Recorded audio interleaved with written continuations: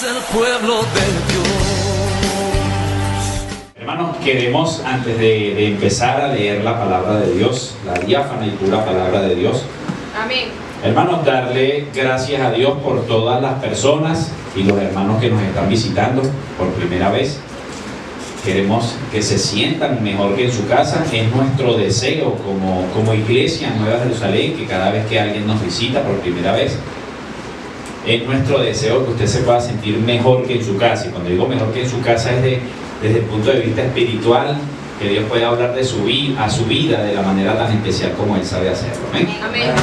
Así que a todos aquellos que nos están visitando, de verdad es nuestro deseo que se puedan sentir mejor que en su casa, porque si se siente mejor que en su casa, ¿qué sucede, hermano? Bueno, así que vamos a darle un aplauso a todos los que nos están visitando por primera vez y decirles que la iglesia Nueva Jerusalén les da una cordial bienvenida.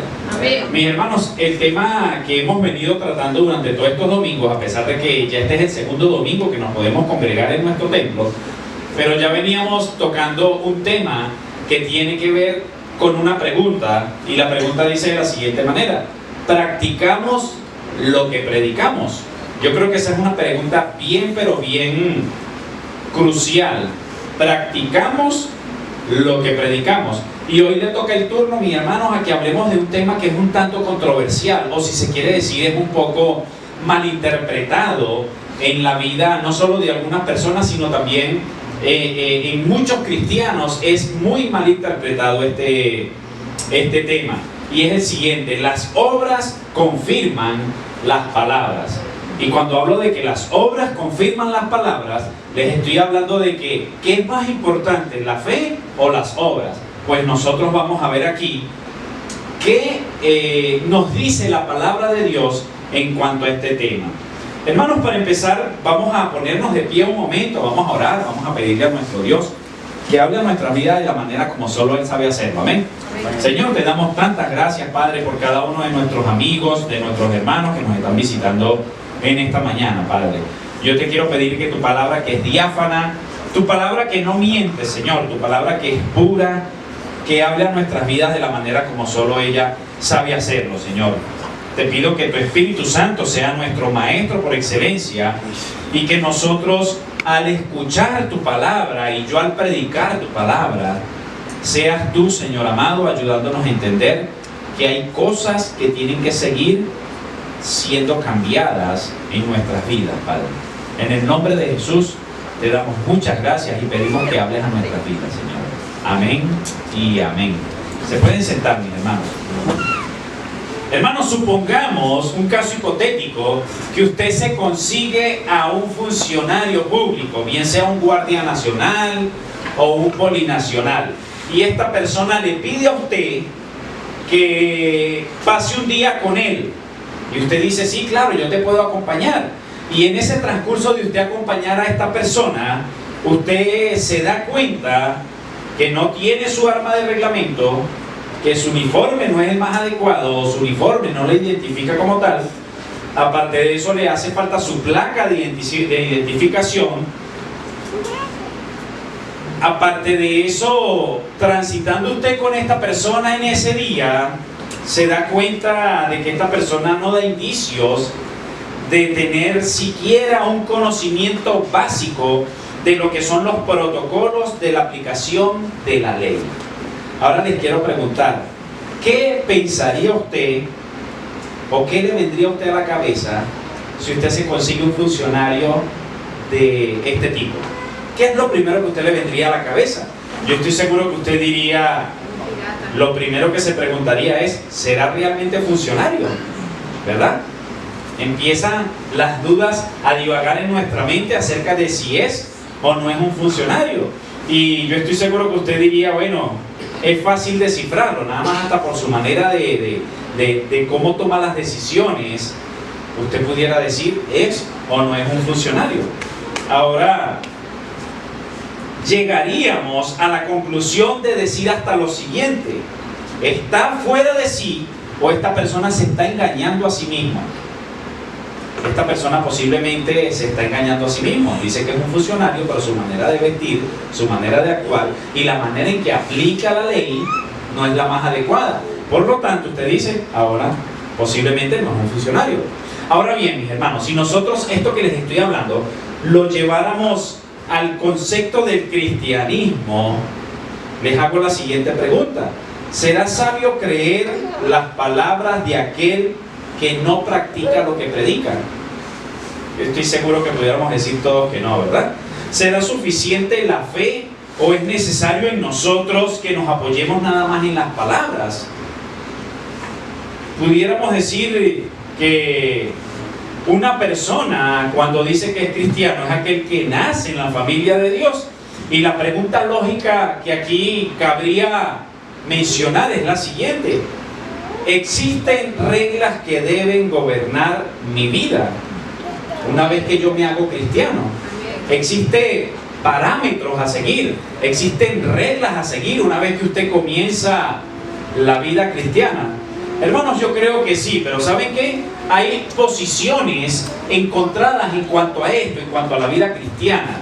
Y yo quiero que tomemos en cuenta en esta mañana tres cosas que son pensamientos que predominan tal día como hoy en la vida del cristiano. Y son pensamientos que, si no se llevan a la luz de la palabra, con una buena interpretación, pudiera ser posiblemente mal interpretada y como consecuencia puede ser mal aplicada a la vida del cristiano. Hermanos, el cristiano moderno, y cuando hablo del cristiano moderno, estoy hablando del cristianismo del siglo XXI, existen tres líneas o tres escuelas de pensamiento en cuanto a lo que son las obras que confirman las palabras. Vean la primera posición. La primera posición que muchos adoptan es la siguiente. Estoy seguro que muchos cristianos no, pero yo he escuchado acerca de cristianos que han dicho acerca de esto: ni la fe ni las obras son importantes. Y este tipo de personas llegan a decir que cuando se acaba todo aquí en la tierra, cuando se acaba tu vida, también se acaba absolutamente todo. Y yo he escuchado personas decir: bueno, el infierno está aquí en la tierra, o el cielo está aquí en la tierra, y cuando usted se muere, listo, el que se murió, se murió. El muerto al hoyo y el vivo al bollo. ¿Sí han escuchado ese dicho criollo? Y lo conocemos porque en algún momento de nuestra vida a lo mejor lo hemos dicho. Y hay personas que dicen: nada, aquí la cosa se acaba cuando las personas se mueren. Escuchamos otras cosas decir como que Dios lo tenga en su santa gloria. Sí lo han escuchado. Hay otros que son más osados y ¿saben qué dicen acerca de los muertos? Yo sé que Él me está cuidando desde donde está. ¿Sí han escuchado ese término? ¿Sí? Y a pesar de que era una persona a lo mejor mala, una persona que hizo fechorías durante su vida, pero cuando lo están enterrando, hermanos, yo se lo digo porque he tenido que ir a muchos entierros, a muchos sepelios. Y escucho a muchas personas decir eso: yo sé que tú me vas a cuidar desde donde estás. Hermanos, le quiero preguntar allí: ¿usted cree que es lógico pensar de esa manera? Hermanos, pero tenemos una cultura que piensa de esa manera. Tenemos una cultura que es tan osada que es capaz de ponerle un vaso de agua a un muerto para ver si se lo toma.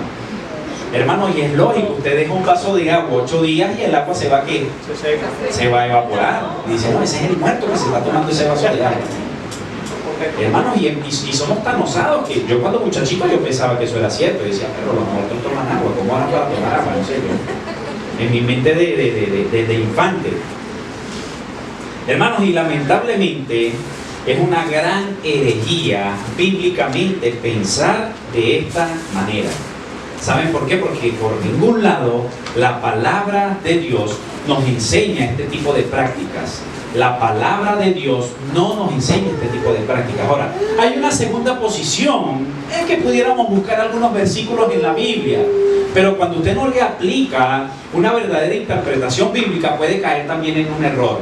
Entonces decíamos de que la primera posición que dice que ni la fe ni las obras tienen validez alguna. La segunda posición es: la fe es lo más importante. La fe es lo más importante en la vida del creyente. Ahora bien, hermanos, con esto que les voy a decir, no estoy restando la importancia a la palabra de Dios. Lo que les quiero decir es que debemos aprender a interpretar de una manera adecuada la palabra de Dios. algunos versículos son utilizados y son mal interpretados para apoyar este tipo de posición. Vayamos por un momento a Efesios capítulo 2, versículos 8 y 9. Efesios capítulo 2, específicamente en los versículos 8 y el versículo número 9. Vean lo que dice allí la palabra de Dios. Dice, ¿lo tienen? Efesios capítulo 2, 8 y 9. Ciertamente la gracia de Dios los ha salvado por medio de la fe. Esta no nació de ustedes, sino que es un don de Dios, ni el resultado de las obras para que nadie se gloríe. Yo creo que en la versión de ustedes dice algo así como que por gracia somos salvos por medio de la fe. Por medio de la fe. Hermanos, muchos profesan solamente la fe y dicen nada más mi fe es la que me va a salvar. Hermanos, y es un gran error cuando usted piensa que es solamente la fe. Cuando le digo la fe, no le estoy restando el mérito a que usted un día creyó en Cristo, a que usted un día dio un paso de fe, a que usted un día hizo una decisión en su mente y en su corazón y fue honesto con Dios y le dijo, Señor, yo te acepto como mi Salvador. Ya no quiero vivir el tipo de vida que estoy viviendo, quiero que intervengas en mi vida. Hermanos, hasta allí estamos bien, doctrinalmente hablando, porque sí, la fe es muy importante, pero cuando usted dice que es solamente la fe lo que más importa, hermanos, se comete el gran error del cristianismo del siglo XXI. Entonces, ¿qué está mal? Hermanos, lo que está mal es que no hay diferencia con el mundo en cuanto a su conducta. Es un cristiano que dice, tengo fe, pero su estilo de vida está divorciado de todo lo que profesa. Dice tener fe, pero no hay una correspondencia en su diario vivir. Dice tener fe, pero no hay un sentido de responsabilidad en cuanto a vivir una vida santa. Dice tener fe, pero está lejos de parecerse a un verdadero hijo de Dios. Ahora, hermanos, la fe salva. Hermanos, pero si esa fe no está acompañada con un diario vivir, no se corresponde lo que tú dices con lo que tú haces, entonces no podemos decir que la fe es absolutamente lo más importante. Ahora, está la tercera posición, hermanos, y esta posición, aunque muchos dirán, wow, no, los cristianos no actuamos así, pero hermanos, con su manera de vivir muchas veces actúan así. Y es que dicen que las obras son lo más importante. Servir a Dios es lo más importante. Hermanos, una vez escuché acerca de una hija de Dios que había caído en un pecado un tanto vergonzoso para nosotros los cristianos, porque para nosotros los cristianos los pecados más vergonzosos es fornicación y adulterio, ¿sí o no? Sí. Pero mentir, eso no es tan vergonzoso. Chismear de vez en cuando es medianamente vergonzoso. Criticar a los demás a veces no es ni vergonzoso. Decir mentiras. Pero para las iglesias, ¿qué es lo más vergonzoso? Y es lo que ñácata de una vez decimos. Hay que ponerle disciplina. Adulterio y fornicación, hermano. Esos son los como quien dice, cuando usted lo pone en colores, el que está en rojo por allá, que está altísimo en la lista de pecados, es fornicación y adulterio. Pero todas las demás cosas es algo digerible, es algo tolerable, es tolerable. Y hay muchos cristianos que cometen la equivocación de decir que bueno, yo estoy en pecado, pero como yo le sirvo a Dios, eso está bien. Mi servicio tapa mis fallas. Ahora, hermano, está bien que un hijo o una hija de Dios piense de esa manera. Está bien que usted viva una vida de desorden, pero usted dice, bueno, yo me lo paso evangelizando, yo me lo paso predicándole a todo el mundo. Eso compensa, eso compensa. Hay equilibrio las cosas, como decimos en criollo, en el camino se va aligerando la carga. A medida que yo evangelizo, a medida que leo mi Biblia, en la medida en que voy a la iglesia, en la medida en que sirvo, en la medida en que diezmo, en la medida en que ayudo, yo voy aligerando esa carga. Hermanos, ¿le parece algo familiar esto que le estoy diciendo? ¿Le parece algo un tanto familiar? Pues déjeme decirle que hay personas que siempre dicen este tipo de cosas. Algunos hasta cometen, hermanos, la herejía de decir: ese ya tiene ganado el cielo. ¿Sí lo han escuchado? Por sus buenas obras esa persona ya tiene ganado el cielo, ¿sí o no? Ese ya tiene un boleto asegurado para ir al cielo, porque ayuda.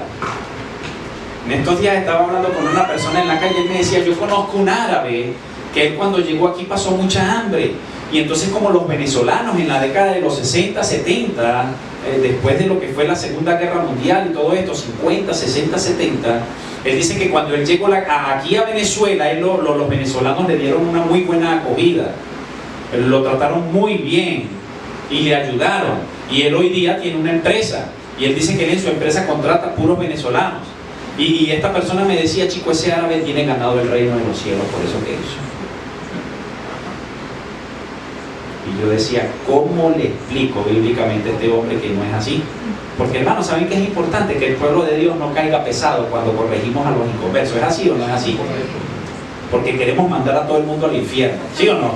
Eso es del diablo, eso es del infierno, eso no es lo que dice la Biblia. ¿Y qué termina haciendo la gente, hermanos? Termina que no, este es un fanático loco. Y no es que no le prediquemos la palabra de Dios, hermanos, pero yo creo que Dios nos ha dado a nosotros que espíritu de amor, de poder y también de dominio propio. Y ese dominio propio, hermanos, consiste en eso, en tener tacto para predicarle a las almas. Pero esta persona me decía eso: ya ganó el reino de los cielos con lo que él hace. Hay otros que dicen que mientras más obras hagan en la tierra, mayor será su recompensa en el cielo, y se enfocan nada más que en eso. Ahora bien, hermanos, si bien es cierto que en el cielo vamos a recibir galardones por lo que hayamos hecho aquí como hijos de Dios, hermanos, también bien es cierto que ese no debe ser el enfoque principal de los hijos de Dios. Vivir una vida de desorden, vivir una vida como me da la gana, pero como yo sirvo mucho al Señor, yo estoy bien con Dios. Una cosa justifica la otra. El fin justifica los medios. Hermanos, ¿saben qué? En cierta ocasión Jesús le dijo a los fariseos lo siguiente. Vayamos por un momento a Mateo capítulo 23, versículo 23. Mateo 23, 23. Ese es el primer libro del Nuevo Testamento. Evangelio según Mateo, capítulo 23, versículo 23. ¿Lo tienen? Vean cómo le dice el Señor a los fariseos. Dice: ay de ustedes, escribas y fariseos hipócritas, porque pagan el diezmo en la menta, el eneldo y del comino, y solayan lo más importante de la ley, que es la justicia, la misericordia y la fe. Es necesario que hagan esto, pero sin dejar de hacer aquello. Si ven lo que les dice el Señor: esto que ustedes están haciendo no está mal. Ustedes diezman, ustedes dan al alfolí y todo lo demás, pero se olvidan de una parte importante. ¿Qué cosas les dice el Señor que habían olvidado este grupo de personas? La misericordia, la fe y la justicia. No descuiden esta parte, pero tampoco descuiden esta otra.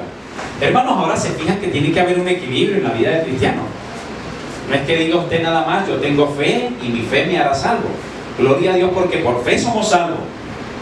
Pero vives nada más de fe y haces lo que te da la gana con tu vida. O dices: yo vivo una vida de desorden, pero yo los domingos compenso. Yo voy el domingo a la iglesia y listo, ya quedo absorbido. Quedo absuelto.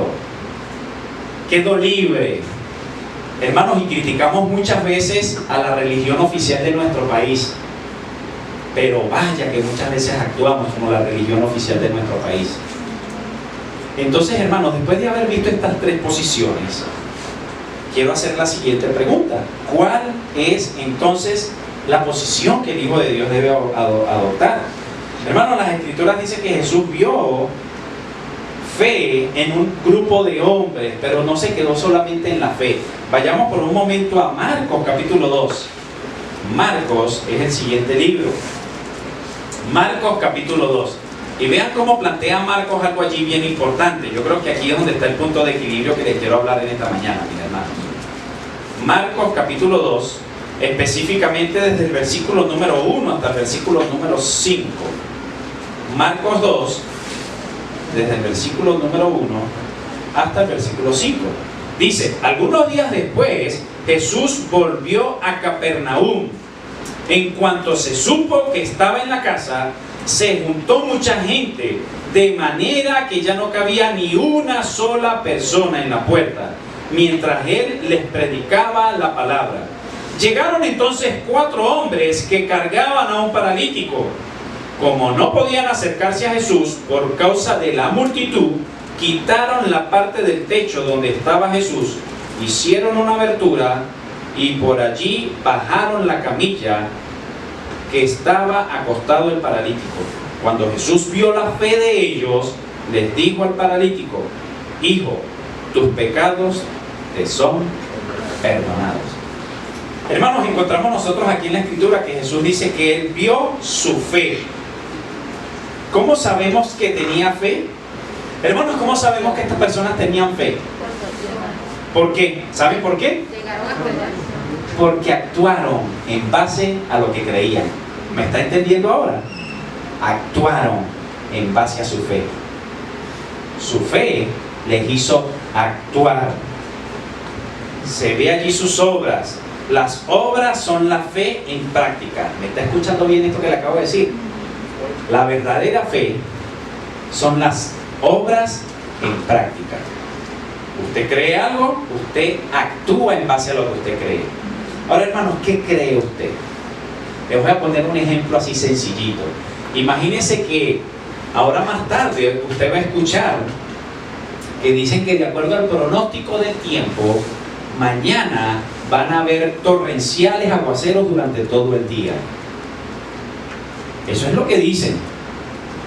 Hermanos, si usted cree que mañana va a llover, ¿qué es lo primero que usted va a poner entre sus cosas cuando salga de su casa?